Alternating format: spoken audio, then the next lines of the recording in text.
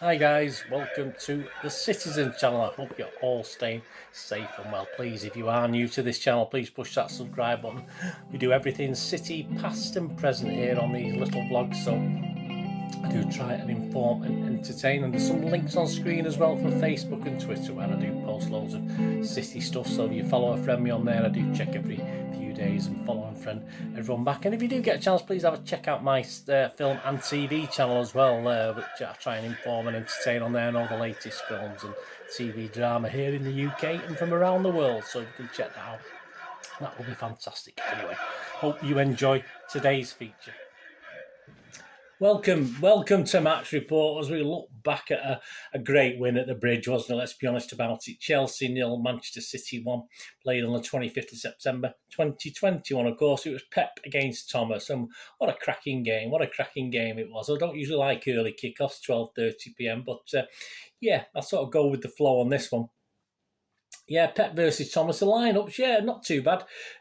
Obviously, my predicted 11 didn't allow for certain injuries. Obviously, people like, I didn't realise Rodri would be okay, so I'd stuck Ferner in, and I'd put Aki in on the basis that the Porty and Stones weren't playing. But obviously, on that basis, 9 out of 11 isn't bad. I've probably got a 10 or 11 if I knew the sort of injury situation. But I think that 11 for City was probably more or less what most of us would have stuck out, wouldn't it, to be honest with you? So we went with Edison, Walker, Diaz, Laporte, Cancelo, Rodri, Silva, Foden, Jesus, Grealish and KDB. On the bench, Stephen Stones, Aki Sterling, Torres, Fernandinho, Mahrez, Palmer and Lavia. Yeah, our opponents, again, had a couple of sort of just borderline injuries, didn't they? So I got the full 9 right to begin with on my preview, but obviously again 1 or 2 of those I will count as being right as well because I wasn't aware of certain injuries. So they're starting 11. Yes, very midfield defender orientated as you expect from Tuchel in these sort of games. Mendy, Christensen, James, Rudiger, Aspilicueta, Kovacic, Jorginho, Alonso, Conte, Werner and Lukaku.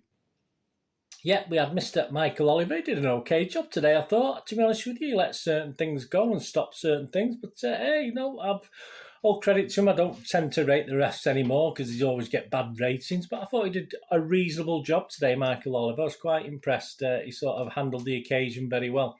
His linos were Stuart Burton, Simon Bennett. His fourth official was Andy Madeley. On VAR, we had Darren England. I don't think we had a need for that, did we, on the day, really? Just a couple of obvious offsides, but that was about it. Assistant VAR was Dan Robotham. A little match report now. Some of these photos are courtesy of the City website. I've just had a quick look on there, some of their gallery pictures. So my thanks for City for that.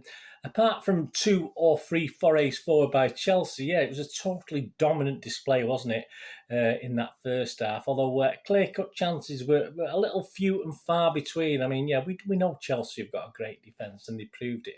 I think Grealish and Foden were struggling early on to get involved. And Jesus wasn't getting much change against that Chelsea thug Rudiger, was he? I mean, how that guy doesn't get booked sometimes, I have no idea. It's particularly one where he was backing in Harry Kane-esque on Diaz, I think, in the first half, and he just got away with it. I have no idea. He is a good player, don't get me wrong. He is a really good player, but I'm sorry, just some of the things he does, just a little bit too close to the bone for me.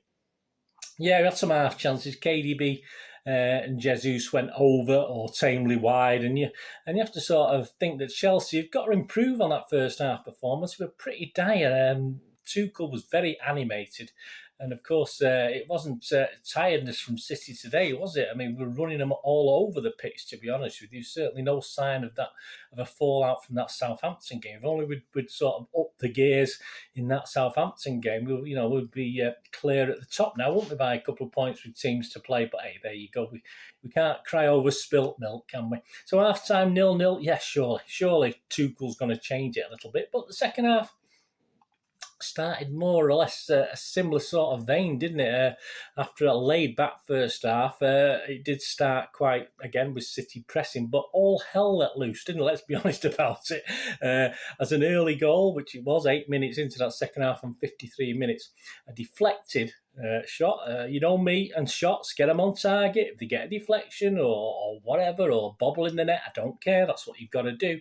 And as Jesus effort, a real number 9's goal, that he found himself some space. I think Cancelo's shot was deflected to him. Whether he'll get the assist on that, I'm not too sure. But yeah, Cancelo blast was blocked, and Jesus just managed to give himself a little yard, a typical striker's goal, typical number 9. Sniffer Clark's back. We've got Sniffer Jesus now up front for City. This is one of those games where it looks as though he could do the job, and then he goes off and doesn't look as though he can do the job. But this is one of his best days. Let's put it like that. But obviously the deflection, Mendy just didn't have time to actually react in the Chelsea goal, to be honest with you. And it was 1-0. Thoroughly deserved, obviously, on the balance of play. But that sort of meant that, as I said, all hell let loose then, because suddenly Chelsea realised they had to make an effort. They had to actually attack. It wasn't all just going to fall to them to defend and then score a breakaway. They actually had to come out and do something. So again, obviously for the neutral supporter, for the neutral fan, it all sort of kicked off from there on and was far more end-to-end, if you like, sort of heart in your mouth, sort of end-to-end stuff. Although, to be honest with you, I wasn't overly panicking. City seemed to cope with most things. I felt the defence was excellent on the rare occasions that Chelsea did get into City's space. But there you go, that working. Yeah, fortunately, City's defence was excellent, wasn't it? On the rare occasions, Chelsea did sort of get an eye on goal or get close to goal. And we did really, though, had two or three good chances to put this to bed. To say it wouldn't have been as nerve-wracking or nervy, let's say. It wasn't nerve-wracking, I don't think. They didn't look as though they could break through, but you never know. It takes one bit of luck or one deflection, doesn't it? There was a Grealish goal-bound effort, was fingertip, wasn't it, by Mendy? A superb effort from Grealish, actually, and I think it would have snuck in the post if Mendy hadn't got a fingertip to it, and that was put out for a corner. That was on 58 minutes. And of course, the clearest chance when Thiago Silva blocks an effort, goal-bound from Jesus after Mendy had sort of palmed it out. And Jesus with sort of Mendy nowhere. He had to sort of place it in, but Silva, I mean, that's his years of experience, isn't it? Was in the right place to actually stop this. And of course, even then we had another great chance on 83 minutes when with Chelsea beginning to hoof it up wildly into the air, into the City third. We had a little breakaway and Grealish had a great one-on-one chance with Mendy. And again, excellent goalkeeping from Mendy. He is a good goalkeeper who spread himself really well, and he sort of blocked a Grealish little dink onto. He was trying to dink it over. But I think this sums up. City restricted Chelsea to just 5 shots, so none on target. So I thought I think most of them probably came in the second half. Overall, a stunning display, I thought, from City last night, all over the pitch. And Chelsea got what they sort of deserved, I think, from this, which was absolutely naught, 0, zilch. Yep, the key stats, shots, as I said, 5 for Chelsea, none on target, 15 for City, 4 on target. Possession, 40% for Chelsea. Yeah, I mean, if you look at last season's 3-1 win, I think it was 60% Chelsea, something like that. And it was the pass accuracy. A lot of unforced errors with Chelsea's play. They couldn't sort of pass out at pace as City were doing, and their accuracy was down to 82%. City's wasn't as high as it could be. It was 88%, but still pretty good. And Diaz and Laporte, of course, both picked up yellow cards. As I think Oliver got a bit generous with them in the second half. I think there was sort of 5 or 6 bookings in that second half. On to the ratings. Yes, very interesting ratings from Mr. Brennan. I agree with some of them, but there's one or two stand out that a bit I don't agree with, and I think he's been a bit mean. I don't know where he's coming from, but Stuart Brennan does his ratings. I'm starting with a 7, and I'll tell you now, I wouldn't, even though a couple of players didn't quite get to the pace of the game, I'm not going to give anyone less than a 7. So there are some high scores from me. I don't remember putting these sort of high scores together very much over the last couple of years when I've been doing player ratings, but I'll read you Stuart's description, and then I'll just add my little score after it as well.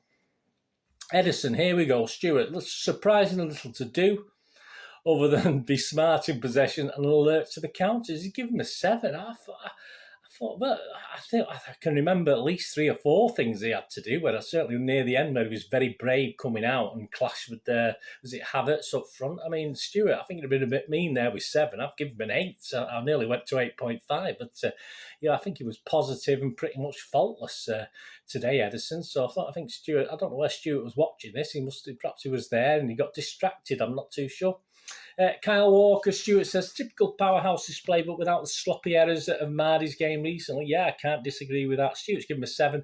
I give him a little bit better. I give him a 7.5. He was just part of a fantastic defensive unit. You perhaps didn't notice him as much, but his pace was there all the time to help out as well. Ruben Diaz, strong and committed, says Stewart, in the face of Lukaku's aggression. Yeah, a bit of a bully, isn't he? A bit of a bully, Lukaku. A battalion Laporte won. So Stewart's given him an 8. I'll give him an 8.5. I thought he was brilliant. I thought it was tough. He coped well with everything the bully Lukaku had to throw at him. And of course, Lukaku got his fair share of wins in the battles. But no, I thought Diaz was superb today. So I give him an 8.5. Stewart only give him an 8. His partner, Aymeric Laporte, his passing out defence was key as City built well down the left. And he's given him an 8, Stewart. I thought he was just as tough as Diaz at the back when he needed to be. And it was certainly an outlet to pass out accurately to the midfield. I didn't find many forced errors. He was always under pressure to pass out. And I didn't find many forced errors or any errors at all in his passing out. So I've given him Laporte an 8.5. He's worth every much as Ruben Diaz on this showing. João Cancelo, his storming runs and build-up, says Stewart, with Grealish were crucial for City, and he's earned his dodgy assist. Yeah, he certainly did. Stewart's given him a 9. Yeah, I'm going to give him an 8.5. I thought what I liked about Cancelo, he was quite silky going forward at times. All right, not everything worked. But at the back, it was no nonsense. It was blasting it in the air and getting it out for throw-ins, blasting it 60 yards up the pitch. Absolutely, that's what I want. That's what I want. I mean, it's not his best position defending. He's a very attack-minded left back, as Pep goal. That's what Pep goes for, or defender, if you like. He can play right. He plays right back normally as well, doesn't he? But yeah, I just love the way he didn't mess about, and that's why I give him an 8.5. I don't think I've marked him that high ever before, to be honest with you. Roderick, yeah, cries of if only, as his excellence in snuffing Chelsea and launching City's forward made a huge difference. Yeah, he was great in midfield, along with a guy we're going to talk about in a minute. Stewart's given him a 9. I won't go that high with Roderick. I certainly noticed him a lot more in the first half. I think he sort of faded out just a little. Things bypassed him a little bit in the second half, I think, but it's still a great display. I'm going to give him an 8. It's still a really good display by Rodri. I'll keep a close eye on him these days because I always seem to mark him down. So I thought he played really well today. All credit to him in an excellent midfield. There's some other little guy we'll chat about in a minute. KDB, Stewart said his passing and shooting were not up to his usual world-class standard, but still contributed. So he's going to give him a 6. Yes, I think it's a bit mean from Stewart. Yes, not everything worked out. You can see what we're trying to do. 2 or 3 great passes. I'd give him a 7. I've got to give him the standard. I can't give him less than a 7, KDB, but because no one gets less than a 7 today. But yeah, he was props of the 11 guys, probably in the bottom 2 or 3 as far as getting into the game. But no, I'm going to Kevin a 7. Stewart's a bit mean with a 6. Phil Foden, another one, wasn't it? Stewart says asked to play the central attacking role, which he doesn't really like that. He doesn't really suit that, does he? He was outgunned but kept Chelsea defence occupied and fought for everything. So Stewart's given him a 7. Again, like KDB, I thought he was one of the least impressive players today, but you can't knock his work rate, and I've given him a 7 as well. Although he, as I say, it doesn't quite work and being forced to play in the middle, but obviously Pep must have a reason why he couldn't swap him with Jesus, particularly because I thought Jesus did all right. We're going to go on to Jesus now. Gabriel Jesus, his work rate made a difference on the City right, but he presented a threat to and grabbed a striker's goal. He certainly did. Old sniffer Jesus, we call him. 8 from Stewart. I'd give him an 8.5. As I said, if you hit the target and that ball goes in the net, that's all I ever asked for. And he had a torrid time, let's face it. He had a torrid time against Rudiger, but he never gave up. He never gave up on it. He kept going, got up when he went down. All right, he goes down a little. He has a bit of a wind jar, Jesus, doesn't he? But he always gets up and gets on with it eventually. But yeah, I've given him an 8.5. Stuart will give him an 8. And onto the little midfield maestro who was all. I thought there's two of these guys on the pitch today. I must admit, Bernardo Silva, the inexhaustible, says Stuart. Portuguese never stopped snapping at heels and forcing errors. And Stuart's given him a 7. 7. I've never seen such a disgraceful mark for such a flawless or nearly flawless display from our Duracell Bernie. I just can't. He didn't, as far as I know, I don't remember him doing a pass wrong. I don't remember him failing on a 50-50 tackle or a chat or, with any of the guys. I just thought it was almost flawless from Bernardo Silva today. How Stuart can only give him a 7, I have no idea. I'd give him, yes, calm down. I don't give 10s out, you know that. But I'll give him a 9.5. I thought he was brilliant today. Absolutely stunning. I mean, he'll need a rest. I mean, I can't see him playing against PSG as some of these other players. But what a fantastic, all right, if he scored a goal, but he wasn't there to score a goal, was he? He was there to be up and down. As I think I said in the preview, he's going to be up and down all the time, and that's exactly what he did. And as I said, didn't put a foot wrong for me. Flawless, 9.5. But as I said, I don't give anyone 10. Well, otherwise he might have got a 10. Jack Grealish stepped up a gear, says Stuart, after the break to cause Chelsea serious problems down there. Right, he's given him an 8. Yeah, I'll stick a 7.5. I would have been 7 on that first half. He was quite quiet, but he did play a lot better the second half. Perhaps he could have scored. Perhaps he could have done a little bit better. Trying that little dink. Perhaps a dink could have been a little bit better. So I'll give him a 7.5. I wasn't as enamoured as Stuart was with his 8 out of 10, but I'll give him a 7.5. And the subs, they weren't on any time to mark. Whether he had Mahrez for De Bruyne, no time to mark. Fernandinho for Foden, no time to mark. And of course, Raheem Sterling came on. Well, he likes to play Raheem Sterling against Chelsea, Pep, doesn't he? No time to mark him. And of course, City man of the match. I mean, I don't need to say it, do I really? Yes, just I think I've lost my graphic now of Bernardo Bernie with his Duracell battery on his back, but that's what it was today. That was old school Bernardo, wasn't it? That was when he was at his peak 2 or 3 seasons ago, when he sort of helped drag us to yet another glorious season. So it was just brilliant. He's my man of the match by a long, long way today. 7 out of 10, Stuart. Are you real? Are you right? I don't know. There's something wrong with you, mate. Overall record? Nah, you're all right, Stuart. It's not your fault. Overall record now reads at Chelsea's place in the league. Played 77, won 17 now. It was 16. Drawn 22 and still lost 38. So we've still got quite a long way to go to even the score up. 84 we've scored and we let 125 in. So we need a lot more goals as well. Right, Chelsea going forward. Yeah, I don't think Tuchel's going to panic. Of course he's not. He was very animated on the line. Didn't like the way Chelsea were playing that first half. But I don't think you can particularly blame Chelsea for anything. I think City were really at it that first half. And I know he wasn't happy, but there's only so much you can do if you're playing against a team that's firing as City were for that most of that first half. They were a little bit sloppy at times, coming out of midfield. Some needless poor passing out where it sort of went to a City player when they weren't particularly under pressure. And I don't think he'll be happy about that. But I think the fact they were playing an on-fire City, I think, just rattled them. That's what we want to do. We want to rattle teams, and I think that's what they did, because they don't play teams like City every week, do they? But, don't play teams like this City every week. I say City don't play like this every week either, unfortunately, but there you go. I think that was the first goal we conceded. Again, he's not going to panic, is he? I mean, it was a deflection, and these things happen. A little bit of fortune for us there, which we needed, and that's what you sometimes need in these big games. So again, I don't think Tuchel will panic over that particularly. He won't be happy, but I think his main problem, his front line let him down a little bit. All right, it didn't perhaps give him enough ammunition as such, but despite the physicality of Lukaku, nothing really came off up front, and he tried a couple of partners really, didn't he? When he did get up, Werner, I thought, had a poor game, and Havertz obviously didn't really get that much time to make any real impression, but. I say that's the problem, obviously, for someone for Lukaku. Sometimes his first touch, he can either be sublime or like an elephant, can't he? Let's be honest about Lukaku. It can sort of bounce off him like a snooker cushion sometimes, that ball, and other times he can sort of control it and play a sublime ball. You just don't know what you're going to get with Lukaku. That's a problem.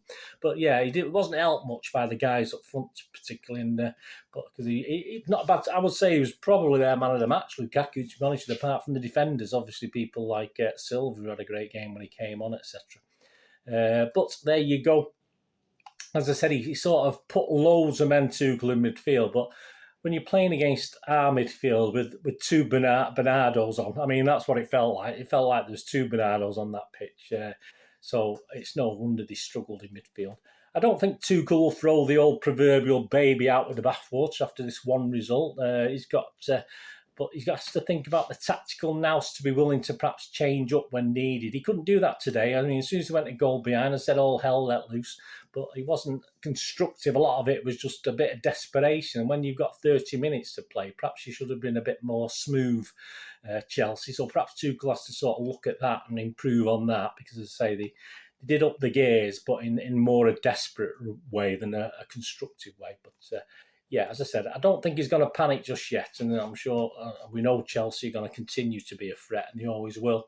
And today it worked for us. There's nothing to say the next time it will work for us. It's just one of those games. It perhaps could have been a draw today, but we managed to get that little slice of luck, which we thoroughly deserved, by the way.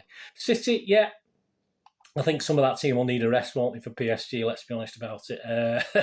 If we're going to do a similar job at Anfield next week as well, I'm thinking about. I would certainly can see 4 or 5 changes for the PSG game. A couple, 4 or 5 of those guys are going to need a rest. I mean, they all worked the socks off today, don't get me wrong. Some perhaps didn't have to work as hard as others. They didn't quite come off, but I won't be surprised with 4, 5 or 6 changes perhaps against PSG. And looking at the squad today and the bench, we've got players to come in as well, back from injury and stuff like that. So there you go. After that pretty laid-back game against Southampton, that bit of a damp squib, let's be honest about it, this was a bit more like the intensity we expect from City. You know, even if it's only for bursts, we expect this intensity, certainly at home to Southampton. You know, within 20 minutes after kickoff, he just knew it wasn't happening. He just knew there wasn't that intensity there, and it sort of carried on for the rest of the game, because that's not how, you know, we start as we mean to go on, and today we did that. We kept that intensity up.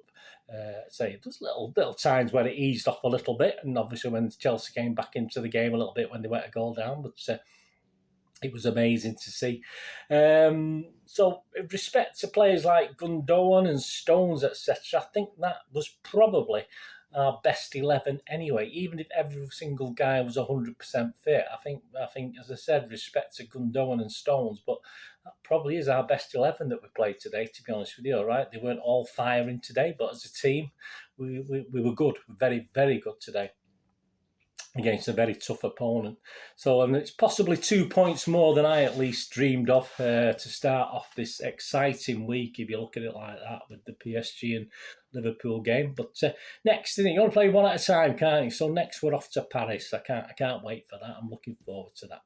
So there you go. Some of what's coming up this week. Don't forget, of course, there will be the History Boys versus PSG things already out there. So have a check for that, please. Have a look on my playlist for that. It's going back to the quarter-final, of course, with Pellers, this charming man, Pellers, that took us to the Parc des Princes on 6th of April 2016. So not too far back in time, but hey, it's history, isn't it? So have a look at that if you get a chance. Of course, the PSG Odd Show will be available from the Sunday. I think that'll be available. And of course, don't forget the big preview of it. And of course, with my expected 11, which I expect 4, 5 or 6 changes, I've already said. So we'll have to have a quick look at that and see what we come up with. But yeah, don't forget my little preview show. It should be out sometime on Monday before the PSG game. Anyway, I hope you enjoyed that. Let me know in the comments what you thought. Your player ratings as well. Any player ratings or your man of the match or whatever you want to talk about, please put it in the comments below. That'll be absolutely brilliant.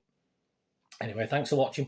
What are you going to do with us today? Have a great one. Look after yourselves, look after your friends, look after your families. More important, let's all look after each other. So we meet here again on the Citizen channel, or perhaps have a flit across, please. If you want a little rest from football, we sometimes do. It's my brain's spinning at the moment. Happy spinning, but yeah, sometimes I just need to calm down and perhaps watch a film or a drama or something like that. Yeah, have a look at my film and TV channel. I try and inform and entertain on there as well. But whatever it is, if it's back on here, back on the Citizen channel, I only ask one thing. If you don't have, please stay safe, Blues. Come on, City. Thanks for watching. Bye for now.